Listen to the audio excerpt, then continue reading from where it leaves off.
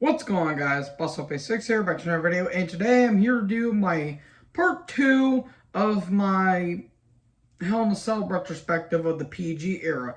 Now, this is still part 3 because, well, the PG era has a lot more matches, and, well, let's just say that this half is going to be certainly interesting. Now, I did record this like a few days ago, but unfortunately the storage on my phone fucked up apparently, so yeah, I got to stick with this. I'm going to go about as fast as I possibly can without oversaturating anything. And also, happy Halloween, folks. I'm dressed up as Winnie the Pooh again. Yay! This thing is very comfy.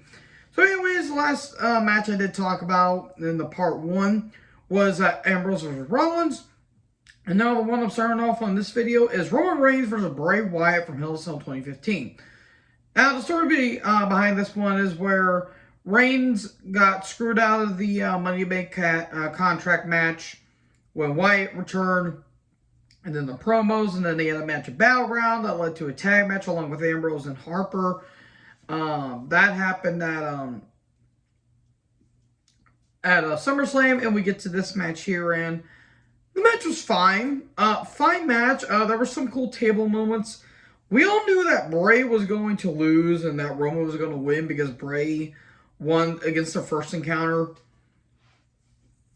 The problem I kind of have with this match, I felt like it went maybe 3 or 2 minutes a bit too long, but you know what? It is what it is. You really can't change the past. Roman wins, cool, but Bray's night would not be over because the main event was Brock Lesnar versus The Undertaker. 15 years later, or nearly 15 years later, their first encounter gets a long-awaited sequel. So, Brock returned to face Rollins at Battleground, and Brock about had the match won, but then Undertaker appeared and attacked Lesnar, and this was kind of weird where Taker was kind of the heel in this scenario, which is very, very, very strange this late in his career when he's mainly a face. So they had a match at SummerSlam. Lesnar technically won, but he also lost because there was some controversy going on with the finish where Taker actually won. Then it led to a wild-ass brawl, and then we finally get into this match here. And oh my God almighty. In terms of the PG era, this may be the most physical. Like, I'm being completely honest because these guys wanted to beat the shit out of each other because, holy good Lord in heaven, the spots are absolutely brutal where stiff strikes, Brock just freaking slamming Taker's head into the steps and using the steps. The match nearly got called off at one point. And then we get to the boards being exposed where Taker chokeslams Brock onto it, which, ouch. That's back injury, and that's also going to, man, that's going to cause a lot of lung damage. But Brock kicks out. And then the tombstone onto it, but Brock still kicked out. That got a little too goofy, got a little too silly, but at the same time, they want to establish Brock as, you know, being defiant. And, yeah, in the end, low blow to the Taker, which, ouch, that looked like that hurt. F5, and then Brock wins. Taker gets a standing ovation from a hard-fought match, and all of a sudden the Wyatt family show up, and that'll lead to that match at Survivor Series. So, yeah.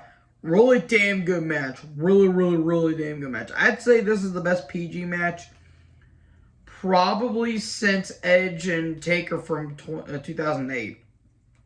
It's that damn good. So yeah, great match.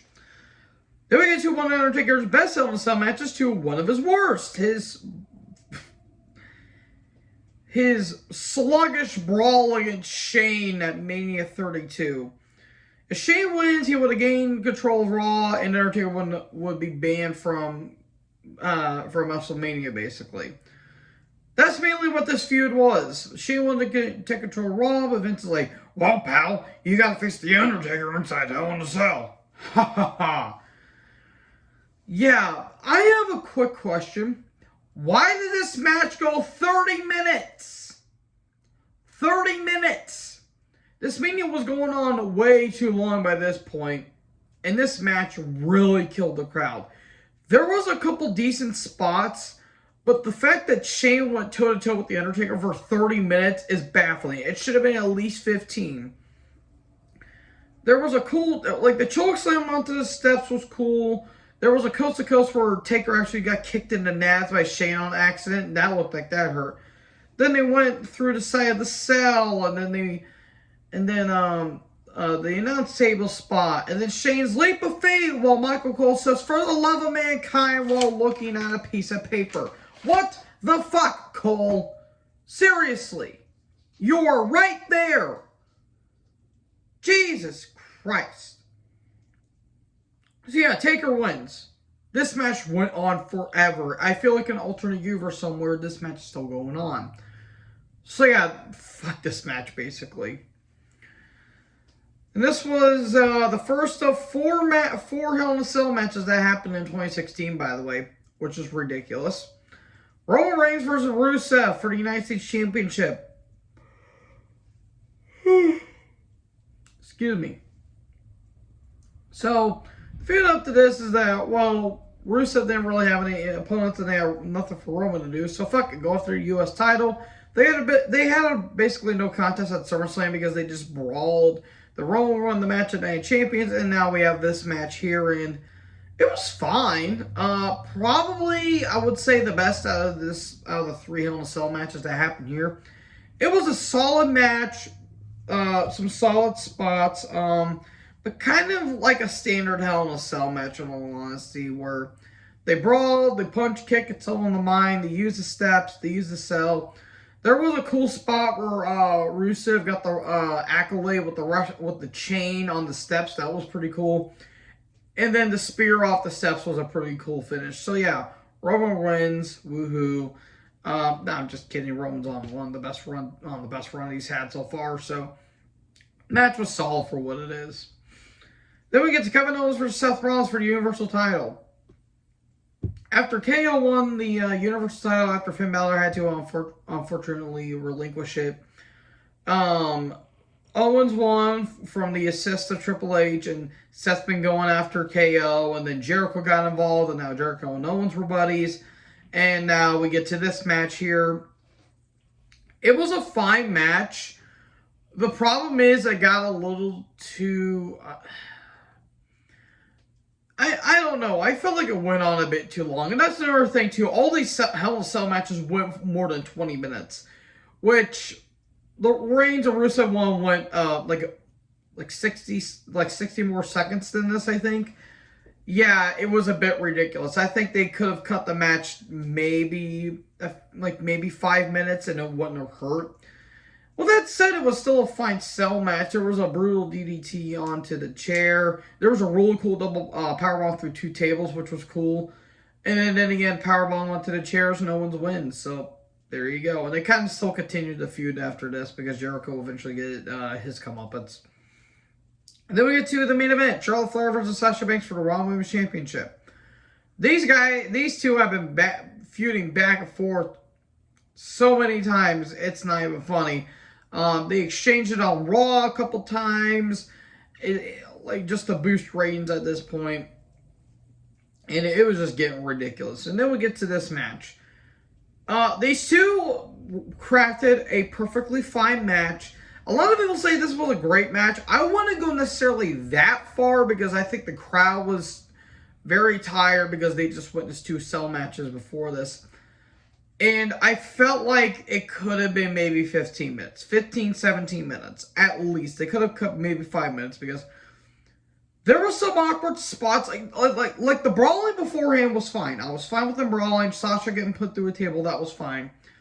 The problem is, I think the crowd was just drained, and I don't know. I feel like they could have done more, but unfortunately they didn't have to. They didn't have a chance to, which is kind of unfortunate, but it was a fine match. This match is mainly known for the table botches, and that's about it. And it was kind of awkward towards the end, but that's no fault of the women. That's just how the furniture was made. So, overall, it was a fine match, and Charlotte won. Yay. So, yeah, it was a fine match for what it was. And then we get to next year. We get the Usos versus New Day. Tornado tag for the SmackDown Tag Team titles. So these guys have been feuding, I think, ever since It wasn't Battleground because they were feuding. It was Money in the Bank. They've been feuding since Money in the Bank, basically. And these guys are kind of, I wouldn't say they are feuding to this point, but they still have matches here and there. Apologies, folks, for my hiccups. These guys craft phenomenal matches no matter what.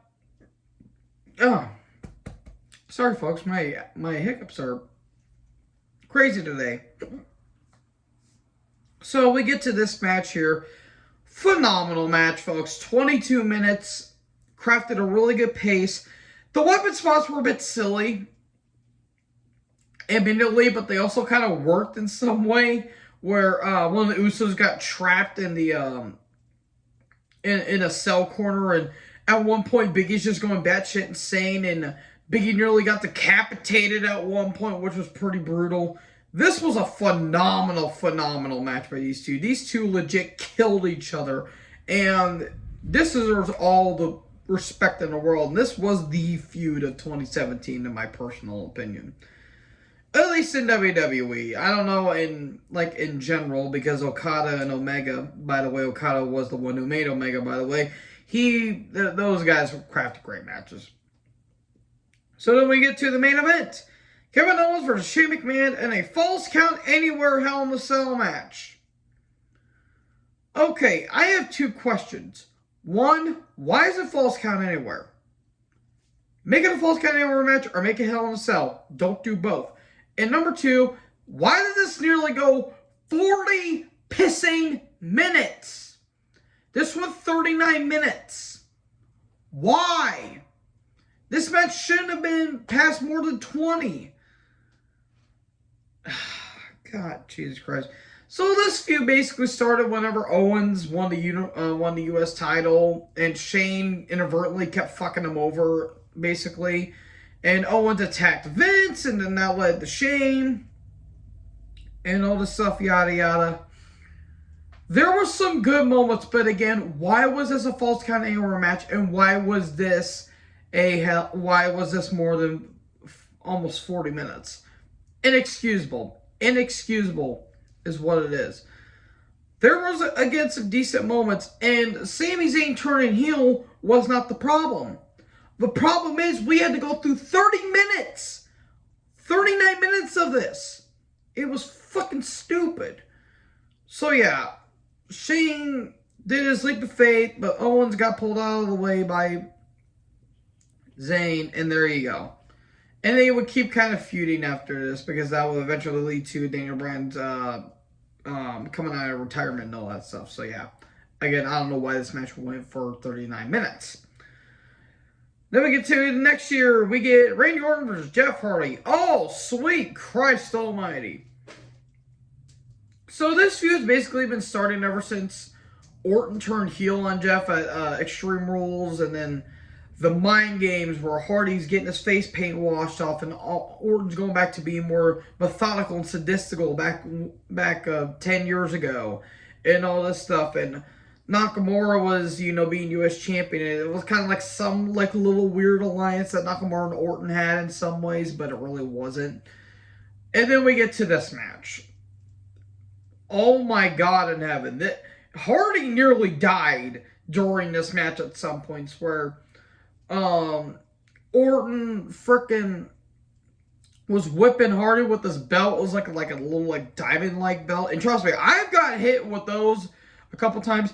Those things don't do justice for how fucking brutal those things are. Literally, I feel like I still have diamonds on my ass at some point. So Hardy's bleeding, and Hardy's back legit got cut because of all the diamonds on it. And then Randy throws Hardy onto the apparatus of a ladder. Ouch. Why, Jeff? Why? Orton got hit with a swanton with the chair, and the chair legit clipped Orton's leg, and Orton's leg was bleeding. That looked brutal. And then we get to the screwdriver moment. Oh my Lord in hell. Yeah, fuck that. Fuck that. No, where Orton's putting it through Hardy's ear, like his ear gouge. He's twisting it, pulling it, but uncomfortable. And granted, the ear has very, thick tissue. Don't get me wrong; it has a thick layer, thick covering. But my God, no, just no. So yeah, and then the ending was kind of stupid in some way, where Hardy was swinging from the cell, and Orton moved, I think, too early, and Hardy just jumped anyway, which is kind of stupid. Where Hardy should have known that Orton moved, and then Orton wins. God, Jesus, Lord Almighty. I would say it's a little more vicious than Brock and Taker, but Brock and Taker was more physical. This was just more weapon-based brutality in some way. And then we get to the string of bullshit. Main events is what I like to call it. Roman Reigns versus Braun Strowman for the Universal title with Mick Foley as a special guest referee. And this is Braun Strowman's cash-in. So this feud's basically been starting since SummerSlam, where Roman finally won the Universal title from Brock. And Braun said he was going to cash in, but it ultimately didn't happen. And so Braun was going to cash in on Roman on a Raw, but then the Shield reunited, and then that led to the whole Dogs of War versus Hounds of Justice kind of feud that they were having, which was kind of stupid in some way. But then we get to this match where, look, I appreciate what these guys did, but this match went about maybe 5-10 minutes too long. I'm sorry, I really am, but I felt like this went on a bit too long. There were some good moments, but this is a very flawed Hell in a Cell. Mainly Foley. Foley's involvement was very unnecessary, in my opinion. They just kind of did just to add some boost to this feud. And Foley was off in this it was just bizarre. And then when Roman and Braun were knocked down, then you get the stuff of McIntyre, Ziggler, Ambrose, and Rollins, where they had a match earlier that night, which was fucking incredible, by the way. And then they're fighting on the cell, and then Rollins and Ziggler, they both go through the tables on the outside of the cell, and then Brock shows up, kicks the door down, beats the shit out of both Roman and Braun with the broken table, and F5s, and then the match is called off. And then Foley got pepper sprayed by Heyman. The ending was so fucking stupid and so convoluted. It made Braun look stupid, it made Roman look like a chump, and it did nothing for Lesnar. And ultimately, it was going to lead to a triple threat at Crown Jewel, but unfortunately, Roman got COVID. Or not COVID, jeez, he had his leukemia diagnosis showed up again. So, ultimately, that match at Crown Jewel never happened. Then Braun and Brock happened again, so yeah, no contest. Bullshit.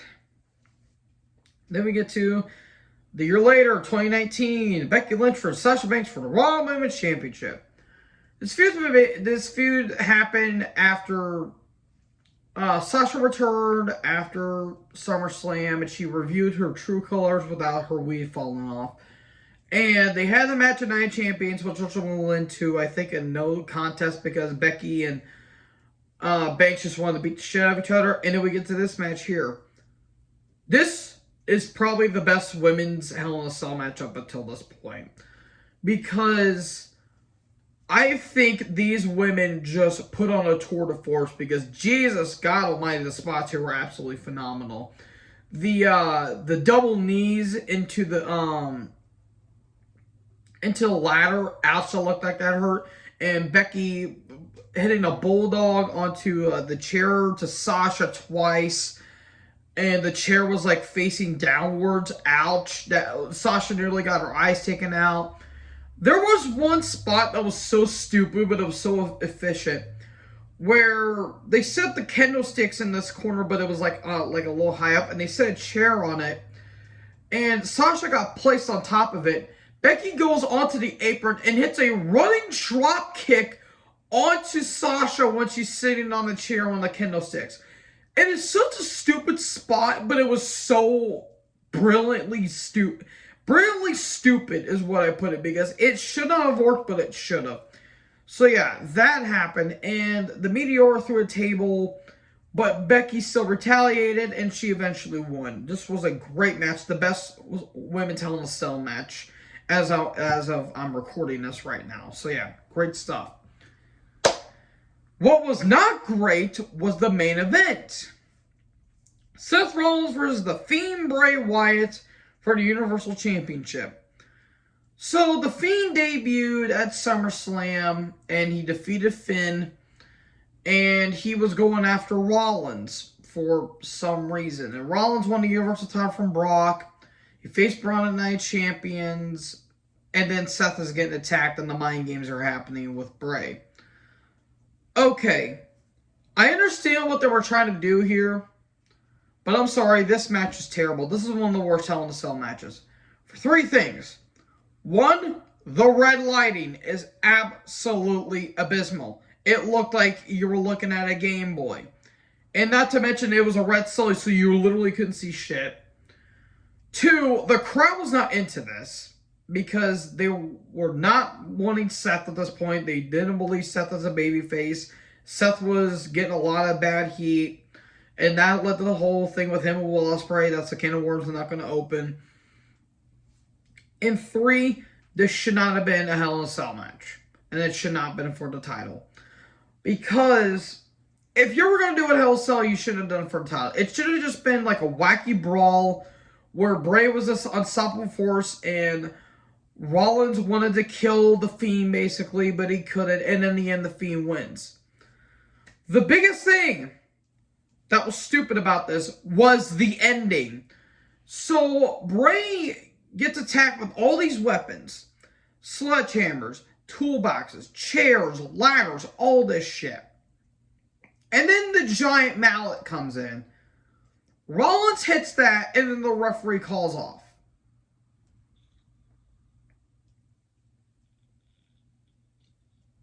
It was either the giant mallet or it was a sledgehammer. God, Jesus Christ. And then after it's over, The Fiend gets up and it just puts a Animal Claw on Rollins and hits Sister Abigail onto the concrete.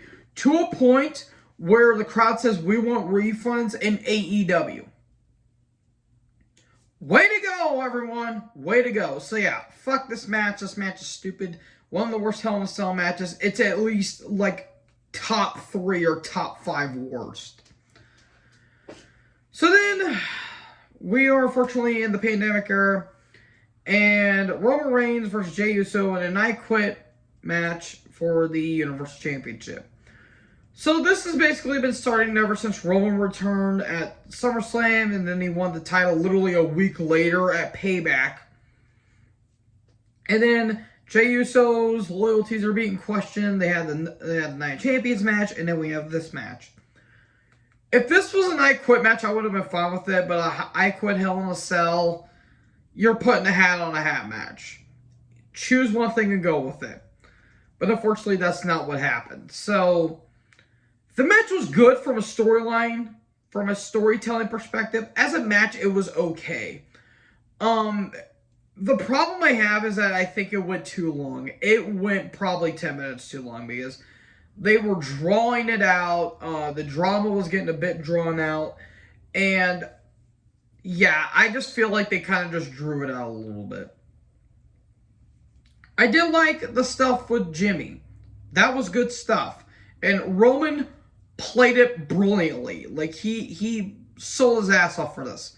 But I felt like they kind of drawn it out a little bit, which is stupid. I felt like this should have been maybe 20 minutes at least, but no, it went for almost 30. So, yeah, it was a fine match for what it is.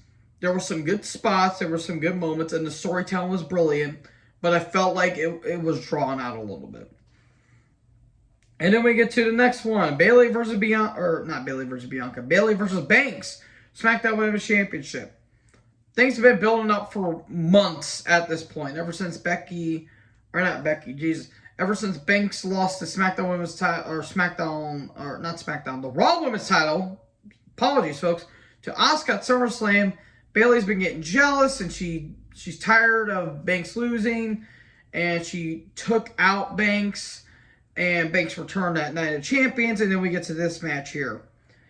Good match. This was a good match. I'd say this is probably the best in terms of action. Now, storytelling-wise, I think it goes to Roman and Jay without a question, but I think this has the best match quality.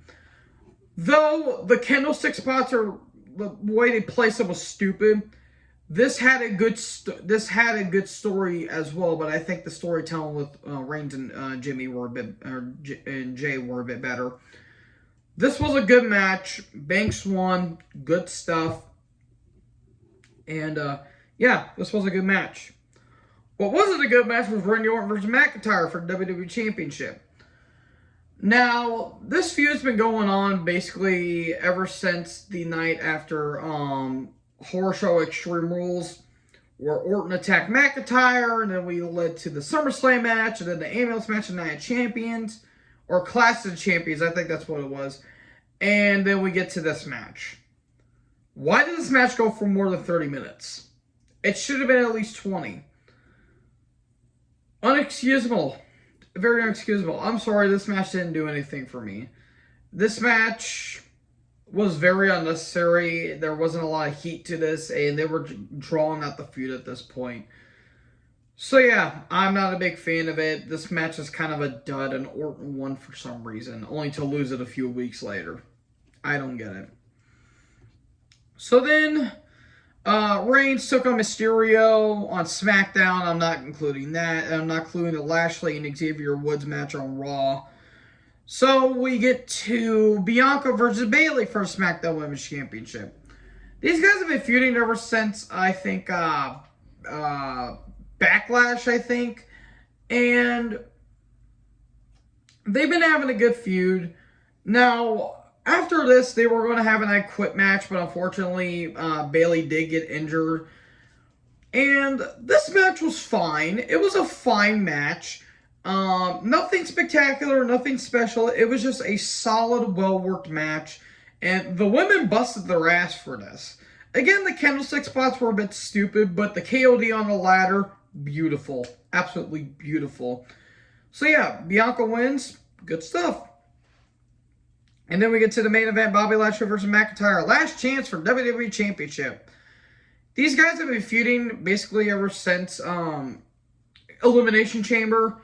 After McIntyre won the Chamber match, Lashley attacked him, then The Miz cashed in, then Lashley won the title a week later, and then they had the match at Mania, then the match with Braun at Mania Backlash, and then we get to this match here.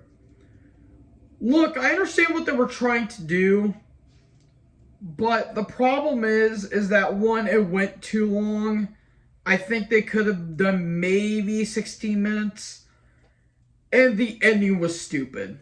You did all this shit, tables, chairs, steps, all this stuff, and then the end it gets up with a roll up with the ropes. I get it, you don't want Drew to look weak. But come on, really? It was stupid. It was so stupid. I tried to give this match a chance, but unfortunately, it didn't do anything for me. So again, Lashley took on Woods on Raw, and then we get to the second to last Hell in a Cell match of up to date: Seth Rollins versus Edge. Sorry about that. And Crown Jewel, man, Hell in a Cell match in Saudi Arabia. They probably use that as the next torture chamber. So, this feud's been going on for a few months at this point. They had the match at SummerSlam, then they had the match on SmackDown where Edge got taken out. And then we have this match here. Good match. This was a really, really, really, really good match. I will say, though, it got a little too weapon-based. I felt like they could have toned down on the weapons more. But there were some cool spots where Edge stomped Rollins onto a chair, which was cool. The sunset flip powerbomb through a table was pretty cool off a ladder. There was some good stuff here. Really, really, really good stuff. I can't recommend this match highly enough, folks. Really strong stuff. And then finally, the last Hell in a Cell match that I'm going to be talking about. Hooray! Cody Rhodes versus Seth frickin' Rollins. Seth Franklin Rollins. Seth Pheasant Rollins. I have to say it every time because it's funny. From this past June. So, ever since Cody made his glorious return to the company at Mania, he faced Rollins in a really good match. And the rematch, which I thought was a little bit weaker than the Mania match. And then Cody's dad's name, Dusty, keeps getting brought up and all this stuff. And we get to this match here. As good as this match was, this match is going to be infamously known for Cody's pec getting torn. And oh my God almighty, that was very uncomfortable. Like, that crowd felt visibly ill. They looked visibly ill watching this match.